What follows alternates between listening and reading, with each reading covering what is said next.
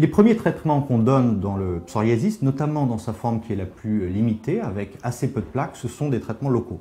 On considère d'abord qu'il faut bien hydrater la peau parce que ça réduit toujours l'épaisseur des plaques. Donc l'hydratation est majeure dans cette maladie. Après, on utilise des traitements locaux et on a quelques molécules qui sont bien efficaces sur le psoriasis, notamment la cortisone locale, qui est incluse dans la plupart des traitements. Cortisone locale qui est très efficace, mais dont il ne faudra pas abuser et qu'il faudra décroître très progressivement au cours du traitement. On a également les dérivés de la vitamine D qui sont efficaces, qui peuvent même être associés à la cortisone au sein des traitements. Quand le psoriasis est plus étendu, on considère plus de 10% de la surface corporelle, ou que vraiment il n'arrive pas à passer avec les traitements locaux, alors on utilisera la puvathérapie ou les rayons de soleil en cabine, comme je dis, puisqu'on a observé depuis très longtemps que le soleil était efficace sur les plaques de psoriasis.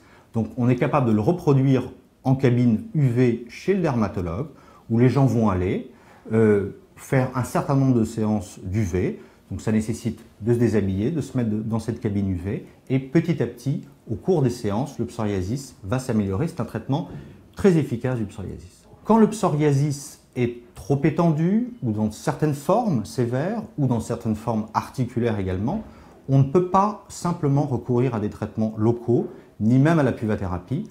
Et à ce moment-là, on va avoir recours à d'autres traitements dits immunosuppresseurs, c'est-à-dire qui vont jouer sur la part immunitaire du psoriasis, puisque dans le psoriasis, on voit une activation des cellules d'immunité, une activation des globules blancs dans la peau. On va pouvoir agir sur ces cellules immunitaires par différents traitements, le méthotrexate, la cyclosporine, et puis plus récemment, depuis environ une dizaine d'années, des traitements plus ciblés du psoriasis qui s'appellent les biothérapies et qui vont bloquer ces cellules immunitaires de façon plus ciblée que les autres traitements.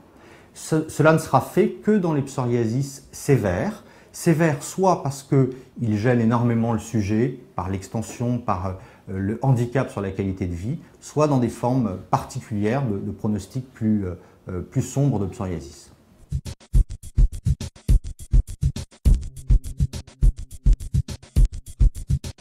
Alors, la plupart des patients atteints de psoriasis connaissent en fait dans leur maladie très peu de périodes de rémission ou de crise. C'est une maladie qui évolue un peu d'un seul tenant. Donc là, on va être obligé de maintenir les traitements, quels qu'ils soient, un peu au long cours pour bien contrôler la maladie. Simplement, si le psoriasis s'améliore, on va être amené à baisser la dose de ce traitement, voire à arrêter complètement les traitements s'il y a une période de grand calme de psoriasis, mais on sait que la plupart de ces patients vont quand même rechuter et qu'on va devoir reprendre le traitement. Il y a certains patients psoriasiques qui ont une maladie qui évolue vraiment par crise et par rémission. Là, dans ce cas-là, la stratégie va être différente. On va traiter fort au moment de la crise et on va arrêter assez précocement le traitement une fois que la rémission sera obtenue pour laisser place à une période de plus grand calme.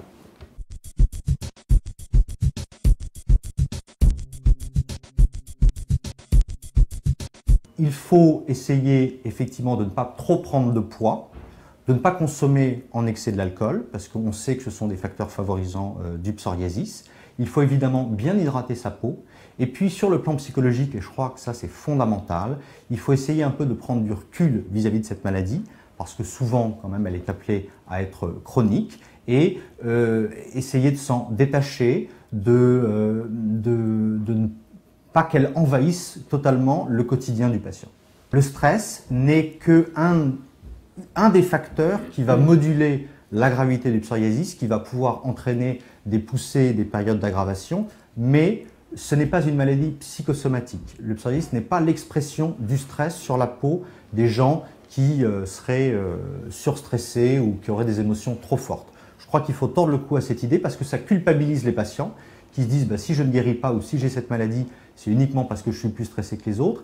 Et puis, ça déculpabilise aussi le médecin qui se dit finalement, si je n'arrive pas à bien traiter cette maladie, c'est simplement que le patient est trop stressé. Non, c'est voilà, je pense qu'il faut tordre le cou à cette idée.